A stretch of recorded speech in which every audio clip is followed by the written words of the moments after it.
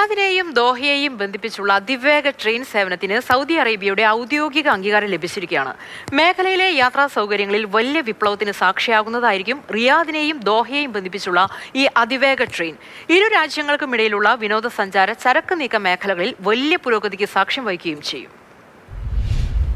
ഇരു രാജ്യങ്ങളും തമ്മിലുള്ള ഗതാഗത സൗകര്യങ്ങൾ മെച്ചപ്പെടുത്തുന്നതിനും സാമ്പത്തിക സാമൂഹിക സഹകരണം ശക്തമാക്കുവാനും ചരിത്രപരമായ ഈ നീക്കം ഉപകരിക്കുമെന്ന് വിലയിരുത്തുന്നു. സൗദി ഖത്തർ ഭരണകൂടം അന്തിമധാരണയിലെത്തിയതോടെ മേഖലയിലെ യാത്രാ സൗകര്യങ്ങളിൽ വലിയ വിപ്ലവത്തിന് സാക്ഷിയാവുന്നതായിരിക്കും റിയാദിനെയും ദോഹയെയും ബന്ധിപ്പിച്ചുള്ള അതിവേഗ ട്രെയിൻ. GCC റെയിൽവേ ശൃംഖലയുടെ ഭാഗമായാണ് ഈ പദ്ധതി നടപ്പിലാക്കുക.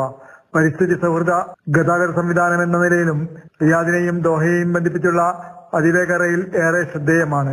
മുമ്പ് സൗദി ഖത്തർ ഏകോപന സമിതിയിൽ റിയാദിൽ വെച്ച് ഇരു രാജ്യങ്ങളിലെയും ഗതാഗത മന്ത്രിമാർ തമ്മിൽ കരാറിൽ ഒപ്പുവെച്ചിരുന്നു.